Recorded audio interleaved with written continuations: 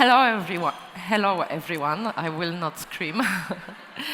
I'm really, really proud and happy to be here today together with all beautiful minds you represent. And I thank you very much, Bianca, for organizing that and bringing 6,000 amazing women and men from all over the world, from 50 countries. That's really impressive. And I'm happy also to host today's panel about how we, geek, people from the tech sector, can change the world together. And before I start, and before I invite a few of my fellow panelists, I want to just shortly say not only why we are called Carrots, but also who we are. We are a global grassroots organization that advances women in tech sector.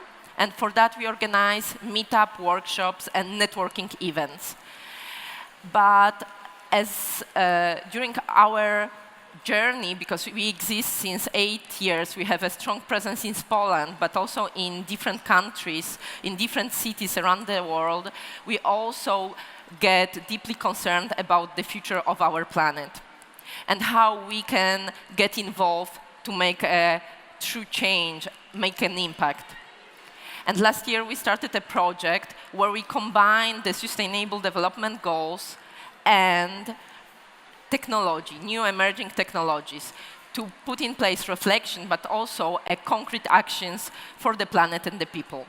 And the outcomes of this project, the lessons learned, inspired me and my organization to put in place this panel and also invite 4 amazing women who in their countries, in different parts of the world, make the efforts toward the same goal. So how can we make an impact that will have a positive implication for the future generation, for ourselves? And with no further ado, let me introduce our first speaker, Monika Ambrozowicz. She comes from Switzerland.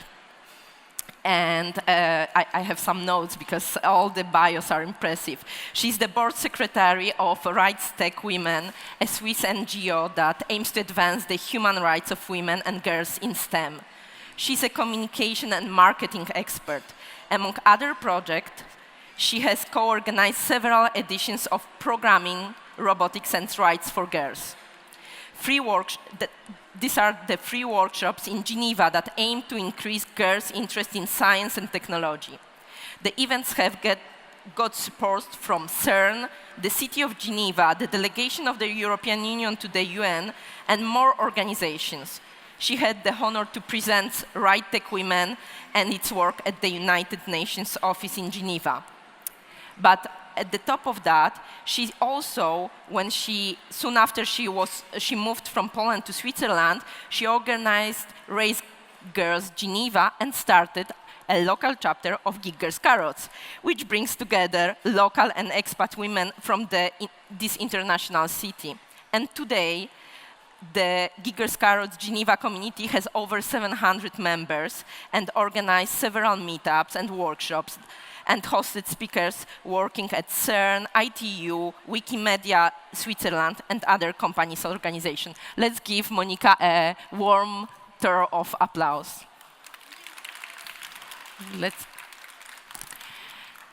Our second speaker, Leila Sieyizadeh. I'm sorry, Leila. I practiced. She holds a master's degree in communication management from the University of Southern California. She's a fellow of Edmund Hillary Fellowship. It's a community of global change makers in New Zealand. Leila has 13 years of business background in Azerbaijan, Turkey, and New Zealand. Her areas of experience include corporate social responsibility, social entrepreneurship, and edtech. She worked for the companies such as Procter & Gamble, Carlsberg, Andalou Medical Center, and more. But for the last 3 years, Leila has been working on her projects and has created a social enterprise which implements educational initiatives for parents and children. She's also alumna of the US State Department International Visitor Leadership Program, Women in STEM. We were there together. and Creative Industries Mentorship Program by the Embassy of Finland. Leila has championed first inclusive hackathon in Azerbaijan last year. And she has recently joined UNDP family as a head of exploration at Accelerator Labs. This accelerator is something amazing.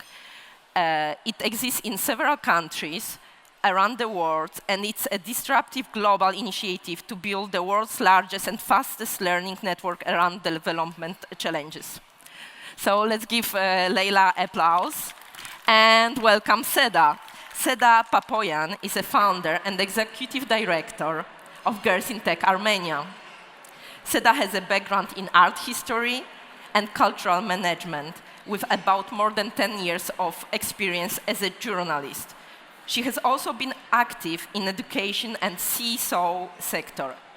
She's addicted to media and technological innovation, which she has chases to use for change. Herself having 3 kids, Seda Papoyan acts also as a social activist, promoting women's rights, supporting and empowering mothers as a full member of society. With stronger interest in social entrepreneurship, in 2014, she founded a user-centric flexi childcare service in Yerevan called Tata. And now she's trying to expand childcare accesses to the regions and abroad via tech platform. Seda believes that the more women get engaged into the economy, the better social, psychological, and financial rewards the society will secure. And we can't agree more. Thank you, Seda.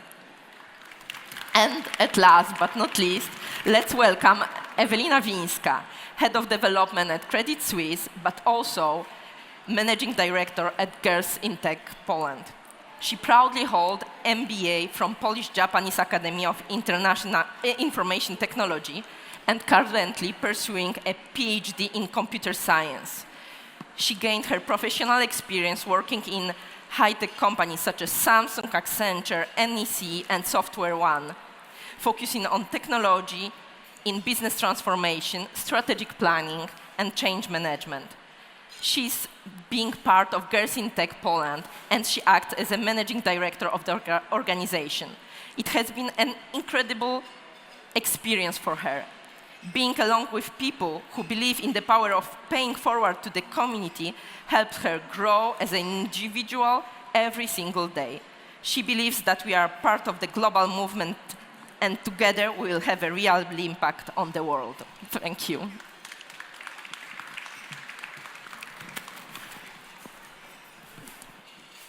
So before I start, I have a question for you. Who was there yesterday at 9 a.m. for the first panel? I see few hands only, but it was a very interesting panel, and it started with a video of Greta Thunberg calling for an urgent action to stop or to diminish the negative implication of climate crisis, because we can't stop it anymore, but we can do something that the consequences are less impactful on the society and the planet. And today, the objective is to discuss how we, the leaders of the communities in tech, but also us together as a tech-savvy people can get involved to make a change.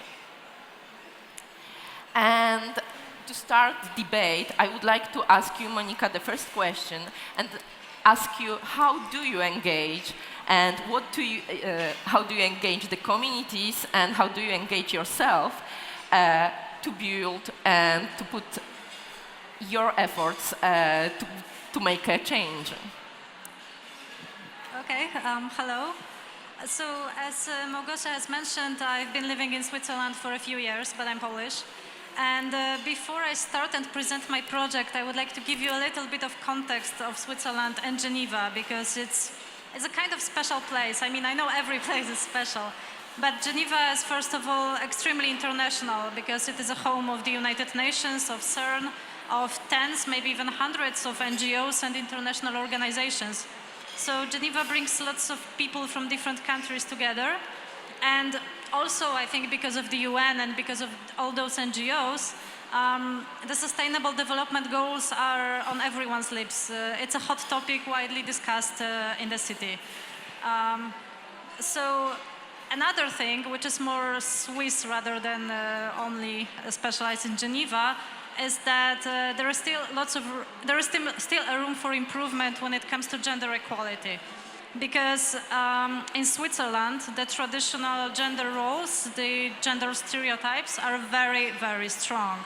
So just to give you an example, Swiss women got the full civil rights, the right to vote on the federal level, because the Swiss also vote locally, in 1972.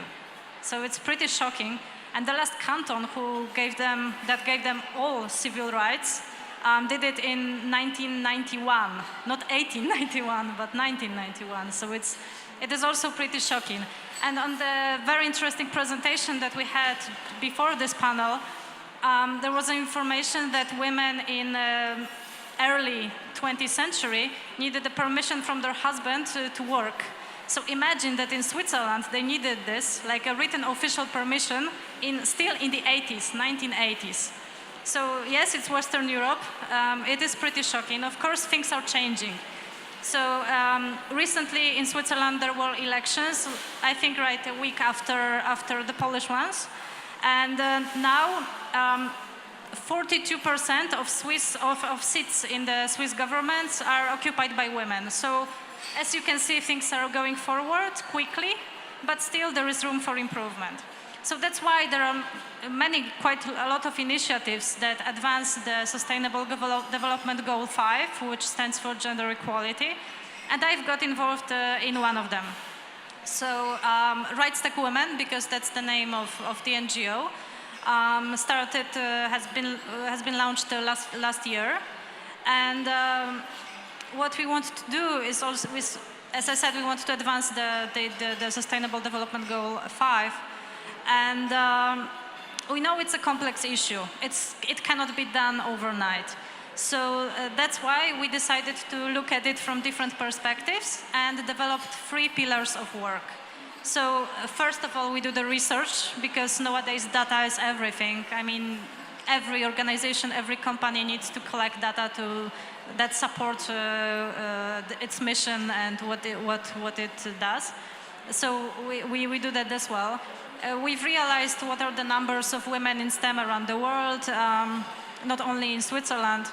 Actually, I think also it was mentioned yesterday on the opening ceremony that those numbers in Poland are not as bad.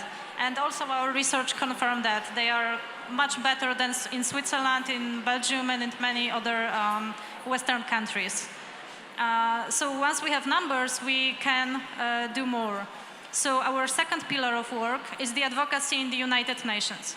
Because the UN is pretty open towards NGOs that want to share their research, that want to share their stories.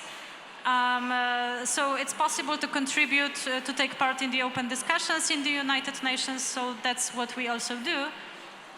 And the third pillar of work, which is more practical, is what we call the capacity building, technology capacity building. Because we want to equip women with skills that are crucial in the 21st century, the digital skills, programming skills. But although we strongly believe in lifelong learning and in switching career paths, we have lots of examples, I'm sure, in the audience who can prove that. We still think it's easier to start earlier. That's why we started working with girls and encourage them to pursue their interests, education, and later career in the STEM fields. So, for example, we've been organizing regularly workshops for free for girls, right now only in Geneva, but we would like to expand, about programming and robotics. We've partnered with a university, with a group from French University from Bordeaux, and together we organize robotics workshops, because this group has developed low-cost robots for the educational purpose. So they are based on Raspberry Pi. A big part of it are 3D printed. So we've trained so far over 200 girls who enjoyed it a lot, who actually, before often we've got feedback from their parents that they had no idea that they would be so interested in robotics, in technology, and the girls love it after. So I think that feedback proved that our workshops made sense. Thank you, Monica. So, Thank you. inspiring girls to start robotics, start to program and get their hands with the practical activities could Exactly. Move the sustainable development goal and its objective forward. But I wanted to ask you also, Leila, how you put in place the first hackathon in Azerbaijan that tackled also one of the SDGs. Could you tell us a little bit more about that?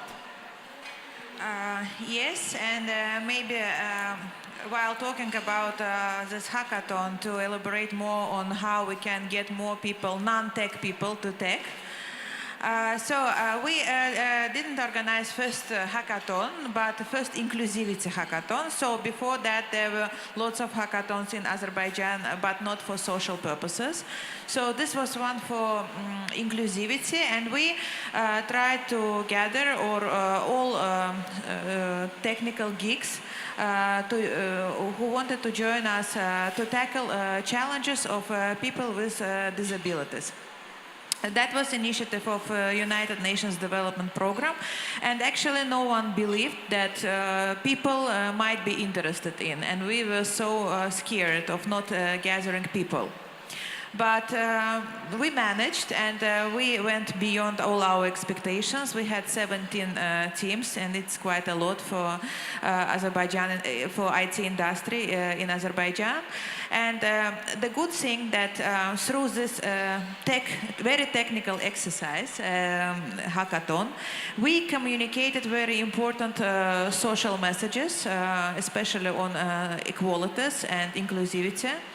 And the good thing, another thing about hackathon was that we involved many people in the tech industry who never been there and who were quite reluctant and scared of getting there. Like, for example, during this inclusivity hackathon, as people don't know what hackathon means, that this is like for people who knows technology and etc. We got lots of applications from people who had good ideas, but and good knowledge of their topic because they work with people with disabilities, but they had no information about and had no skills in tech. And what we did, we connected these people with teams who were experienced, like front-end developers, UI/UX specialists, and etc. And we helped them to form the teams. And the good thing is that even when hackathon was over, we found out that they continued to work. So actually, it gave us this understanding that when we are talking about women in tech, and especially that was about women, because they were applying to us with good ideas but without skills. We realized that when we need to broaden this understanding of women in tech. So this means women in technological projects. Because even if you don't have tech skills, you may have this mindset of entrepreneurship, innovative mindset, when you can come with a good idea and you have enough leadership skills to gather people around you and to manage this very technical IT team. And this is what we saw. So this is now like a very big pillar and a big direction for us to involve people, and especially women, who have good ideas, but they think that they will never be implemented just because they don't have skills. So we try to explain them that even if you don't have skills, you have some people who can help you to connect to right people. So this is like a new direction. Maybe if someone is interested in this here, you can always approach me afterwards to talk. Seda, you you are a managing director of Girls in Tech, and you were a leader of different projects. You started your project yourself about parenting and more equal and inclusive society. Could you tell us more about the initiatives from Armenia? Sure. Thank you very much for having me on this panel first. It is interesting that when I studied the chapter, I had the idea of doing it, then formed the team to start activities in Armenia. It was about 3 years ago. At that time, there was no topic of women in tech, girls in tech. It's not because there were no women, not because it was a taboo or anything.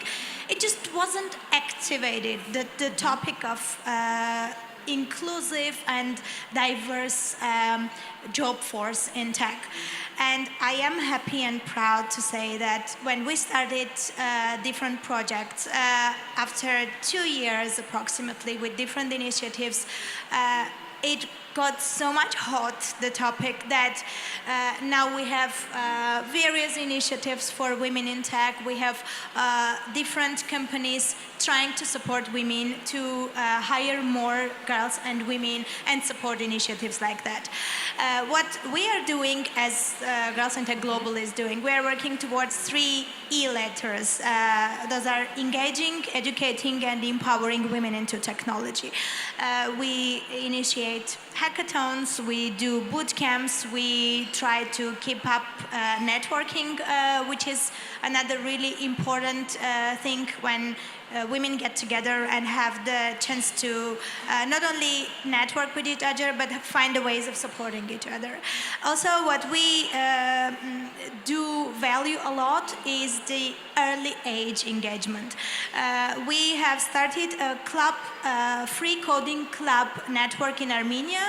We joined the Coder Dojo network, which we keep saying that coding is the new alphabet. And if kids, especially those who are in need and in rural areas, in vulnerable communities, if they don't have the chance to learn reading, writing in tech, then they will not have enough skills to find their way out in our technology era. So we do try to go beyond Yerevan, the capital of Armenia, and reach out to communities, girls, women, and kids who in other ways would not have the chance to learn coding. We don't say that they all need to become programmers one day, but we do say that if they don't get into tech, if they don't know the basic of technology, how it works, how you should find your ways in it, then they will not have enough chances and opportunities later. Okay, so you can agree that educate about basic digital skills is fighting exclusivity, exclusion from the society and fostering inclusivity, so making the society more equal and also prepared to be active players in this global market today. Exactly. Exactly. And you, Ewelina, you are also part of Girls in Tech, but here in Poland. And could you tell us about how it is to be part of this global movement and also about the initiatives that you have here locally in Poland? Okay, thank you for this question, especially that we are a global organization. And for example, I met Seda just yesterday at the first time, and what is beautiful, even we are living in the different countries, I know that she believes in the same values because she's in our organization, same as me and as other girls who are here now. And this is like what is like most beautiful in this organization. We are built from tech girls who are already in the tech industry, lots of experts who are giving back to the society. So we are involving older girls, the same as other tech ladies. And for example, we have Veronica, who is our youngest girl in Girls in Tech. And it's amazing because she was chosen to be part of European innovation days, and she talked about how like young people as she can engage others to the tech. And what to say more? Okay, so promoting role models and empowering young people is the way to also reach this equal society and actually form the future leaders as it comes to technology or other areas. So it's what we believe as well as organization and what I believe personally. But in our activities, we also, so each of us mention events like hackathons, which are the programming, I would say, marathons over the weekends, where people really use their energy, intelligence, and capability to work in team in very short time to build something special. But how to foster the results of this action? What are the most effective from your experience? And what are the secret ingredients to make this solution last? And I think that you have a good experience with that, Leila, because we were talking about what you did after the hackathon. Yes, that was a very interesting experience, because usually in any competition, let it be hackathon or whatever, teams live from competition to competition, from hackathon to hackathon. So they come, code, create, and then leave if they couldn't get a prize. If someone gets a prize, they usually get money and also leave. So we in UNDP changed our approach. Actually, when I am saying UNDP, I mean Accelerator Lab, which is a very new and innovative initiative of UNDP globally. And we try to do everything differently. So what we did, we follow up with teams after the hackathon, and it was like a main purpose, we planned it in advance. And we allocated resources for that. So they were surprised, and they were reluctant. So first they didn't want to actually deal with the follow-up. But as a big organization, and I think that it's a role of international organizations and some big players to play this. To be a role model in that and to change the surface. So we followed up with them and asked them to finalize their products and promised them some support. Like for those who wanted to follow up and to develop, we went beyond the winning team role, and we supported third, fourth, and other places. And some of them really wanted to be the change and to follow up. And this is what really worked. Like for them, it was very important that organizers of the event followed up, because this demonstrated the importance of the issue. And especially when you are dealing with the social issues and social challenges, it's very important to own the result for the organizer. And I believe that it's like UNDP can be a role model, but it's applicable for all others as well. So this is first thing which really helped to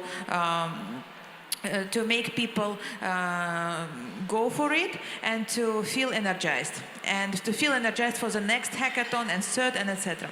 And the second thing is scaling. So when people do something, they don't think about scaling, about global impact, because they do something small in their Baku, Azerbaijan, Poland, or whatever. And when you tell them that it could be a learning experience for the whole world, it makes them more accountable. And actually, you can always demonstrate it. Like, okay, in UNDP Accelerator Lab, we claim it as the fastest and biggest learning network in the world. And we can promise our counterparts, like sharing it with other 60 countries in a very fast way, and etc. But with all the technologies you have, and we have, we need to think about it constantly when we organize something. Because we can connect through Teams, Skype, Zoom, whatever. And we need to explain and to show this to participants, that your voice will be heard globally. And this is actually the only approach now, because we cannot fly it and we cannot pay for the flights and etc. So it's very expensive for any organization. But we can use technology heavily. And I believe that we don't use it to the extent which can be used actually. You are totally right, and I think that the follow-up is as much important as initiation or starting a new project. But I also wanted to know your opinion, Seda, on how we can create value with the long-term impact. What can we add here, and what kind of synergies could appear between the projects that are started in different localities? Today in the morning in the main hall, there was a very good presentation by one of the AI leads of Accenture. And I was there and I was thinking about this question. And what she said is, tech is not something good or bad. It's about how it is applied. It's about the ways we apply tech to different things.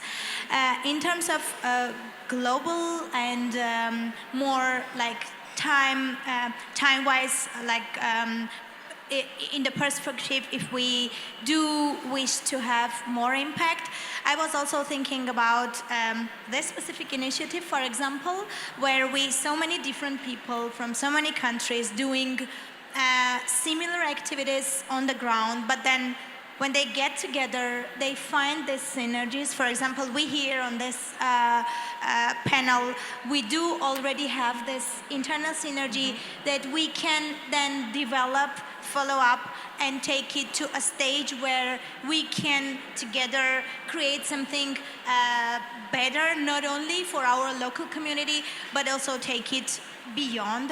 And not only us, but all the people here in the queue for lunch, on the same table. And it's about a people-centric approach that we all, wherever we are, when we talk about tech, when we apply tech in anything, we do have to concentrate on people-centric approach. That's the only way to have long-term impact on societies. Couldn't agree more. So networking is a buzzword, or was buzzword, but actually a network is something that can change the change the reality, and you really feel the energy and strength when we are together. But I wanted to come back to you, Monika, because you live in the country that is considered as the most innovative in different rankings and different setups. And on the ground, you met very interesting projects which actually apply technology to make a real change. Could you give us those examples that we were discussing before the panel? Yeah. Of course, because the thing is, it's quite often differentiated between companies that make profits and NGOs that try to make the world a better place. But in fact, it's possible to merge those two. And I think there are even more examples, as you may think, not only from Switzerland, of course. But now in mind, I have a few Swiss examples. So, for example, I think at least some of you should heard about Proton Mail. Which is a highly secure event called unhackable email. The company also developed Proton VPN recently. So this is, I think, a good example of a startup like that. I mean, startup, maybe more a company at the moment, because it is both a private company that sell their products, they have stable business model, but at the same time, they have very strong and clear values, like protecting the privacy, like supporting activists or human rights dissidents, people for whom having a secure communication channel is crucial. So I think this is a good example of a company that really makes an impact, but also makes money because they don't depend on any private investors or any government investing. So that's one example. Another example, maybe not specifically a company, but a technology itself that can be used to make a world a better place is blockchain. It is very widely discussed technology recently. And it is mostly associated recently with cryptocurrencies. But actually, the things that can be done with blockchain goes far beyond cryptocurrencies. So, for example, United Nations is developing at the moment a program that is called Identity 2020. And the idea is to use blockchain to prove someone's identity. Because, for example, there are refugees who had lost all their documents, but there are also people who have never had their birth certificates or any official IDs issued. So, so there are projects that try to use blockchain because it's so transparent and secure to be able to prove their identities in the app, for example. There is also a Swiss startup called Domino Vote that creates a mobile app for voting online.